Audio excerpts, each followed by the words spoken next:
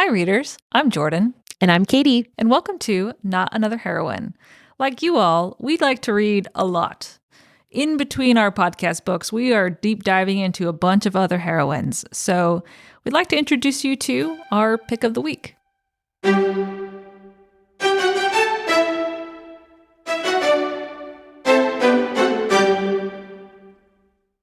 So this is my pick of the week. And I think I was reading this around the same time you were reading the last pick of the week, The Serpent and the Wings of Night. Mm-hmm. I was reading Belladonna at that time. And this was like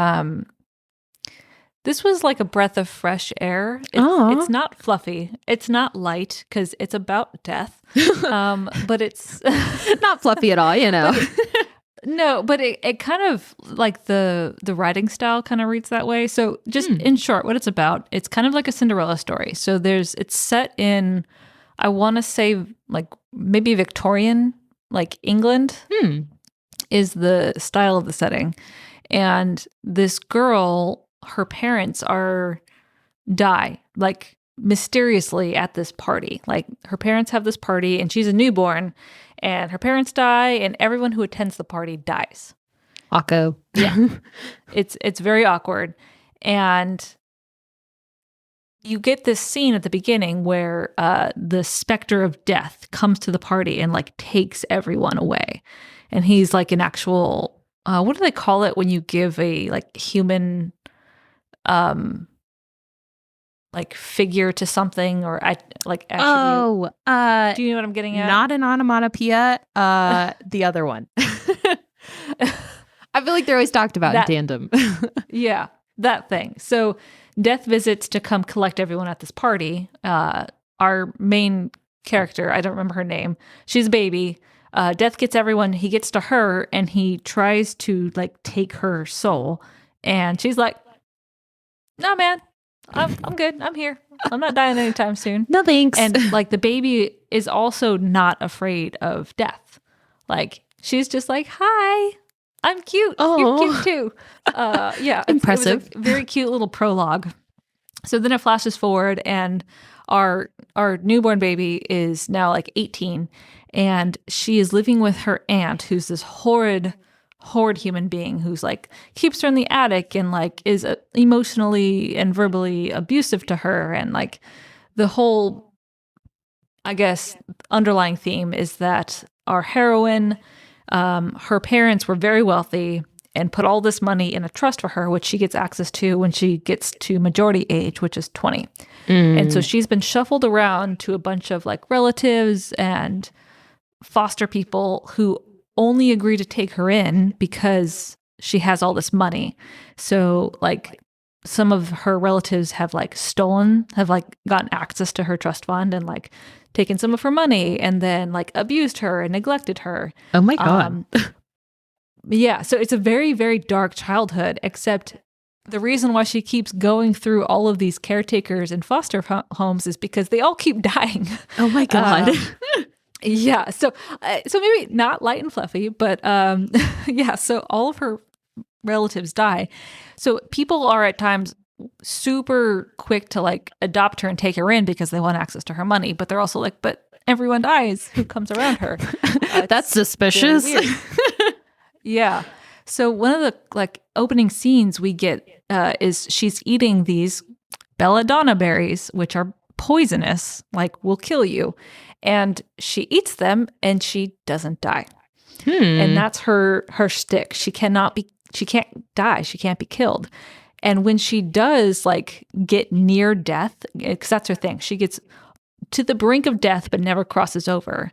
That's when she can see Death. He comes to visit her and he visits her like throughout her childhood, like kind of off and on. And she sees him take the souls away of her like caretakers and guardians.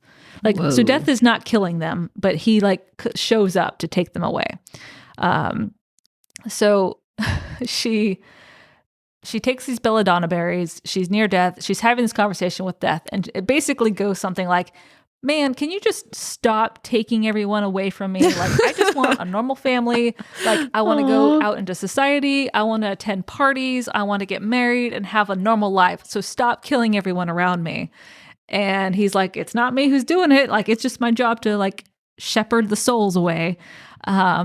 So she inadvertently kills her aunt. As she takes these belladonna berries, it's kind of just describing it. I'm realizing it, how convoluted it is. She kind of acquires some of death's powers when she gets to the brink of death. She's like in that gray zone.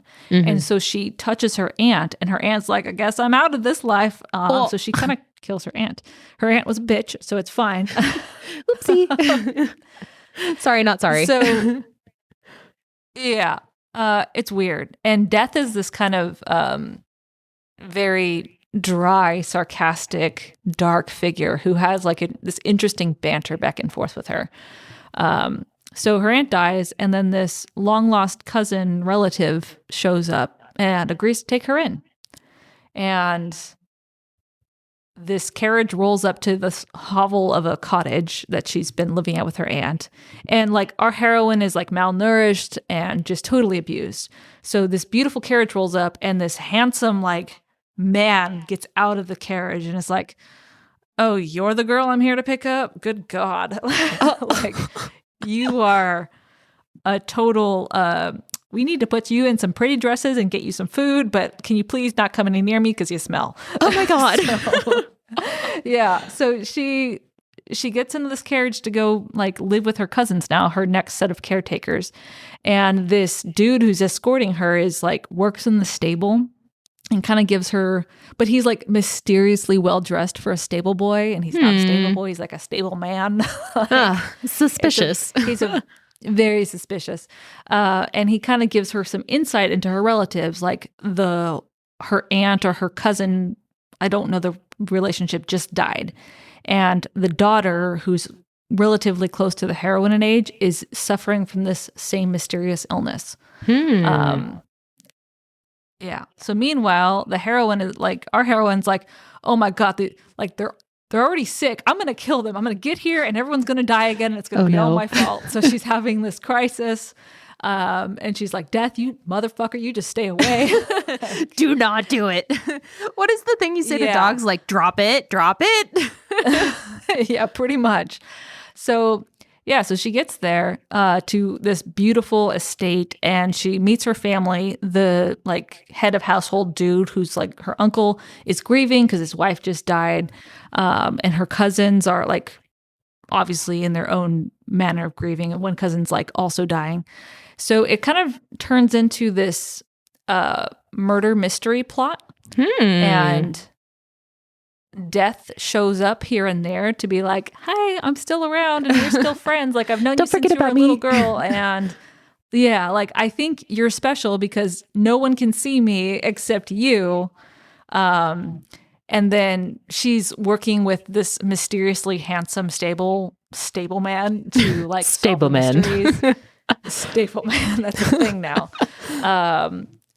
Yeah, so it is very much what like a gothic novel would be, like a gothic romance. That's the setting. So there's a very sweet romance line in it because it's okay. I'm not going to spoil anything. So there's that. And there is definitely like a thread of magic going through because her whole thing with seeing death and like she can't die. Like, I won't reveal what that is, but like the storyline with death gets more solid and grows, and there's more to it as you progress throughout the book. So this kind of gives me vibes of what is that one book that had like everyone in a motherfucking chokehold? The Invisible Life of Addie LaRue. Did you ever read that? I didn't read it, but it's like in the back of my mind I probably should read that eventually. That's fair. It gives me that vibes because it's like she can't die, and death like visits her periodically, like to check in. as you're describing it, it sounds like that book, but then like Lemony Snicket, A Series of Unfortunate Events, like vibe too. Yeah. This is definitely like a younger book. So okay. it's like geared towards like older teens, I would say. Mm. It's still very readable, like no matter how old you are, because the setting, and it's like it's well written. The only complaint I had about it is that the heroine is a little bland. It happens. Yeah, it happens, and it's fine. Like the other characters in the book are so well done that you keep reading because you want to learn more of those characters. I would say like I was kind of like iffy on the book until I hit the 40% mark. And you hit 40% on this book and you're like, oh, I just put all the puzzle pieces together. And oh shit, I'm going to stay up late reading this book. Oh my God. You got snatched. Yeah. It does take a little while to get you, but once it does, it's worth it. That's fair. So what other books would you recommend? Like if someone read X, Y, and Z books, they would like this one. I'm trying to remember what I had. Okay, so because of the setting, I would say so Half a Soul by Olivia Atwater is also set in like that one. Oh, it was so cute. Highly recommend.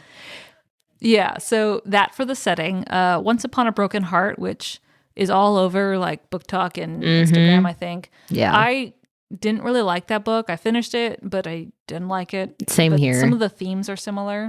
Okay. Yeah, because the whole like she's cursed and has to I feel that. And then so this is for me. So this is a very old book. It's called Sorcery and Cecilia.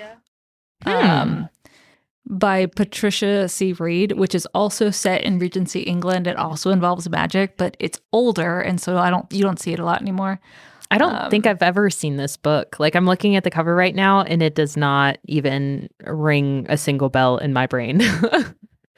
I know, that's why I put it on there. So yeah, all three I guess of those I will have similar emblems. Yeah, I will have to put Belladonna and Sorcery and Cecilia on my to read list, apparently. Awesome. Victory. Oh, also, I think it's a duology. So the second book isn't out yet. It's called Foxglove. I think it comes out later this year. Exciting. Maybe we could read the second one for the pod as a full episode. Yeah, we'll see if it's good first, actually. Let me put a little caveat on that. we need to start previewing before we commit to a full pod session on it. Yeah, because I feel like sometimes the second book in a series has a, what is it called? Like the sophomore slump. I think that's an album music thing, but it's definitely applicable to books too. Oh, it's very much a book. There's very few like second books that are better than the first. So. Yeah. Well, thank you for that recommendation, Jordan. I now have 2 more books I need to read. Thank you. A little passive aggressive, but thank you. It's worth it, I promise. So that kind of wraps up my pick of the week. So from my shelf to yours. We'll see you on the next page.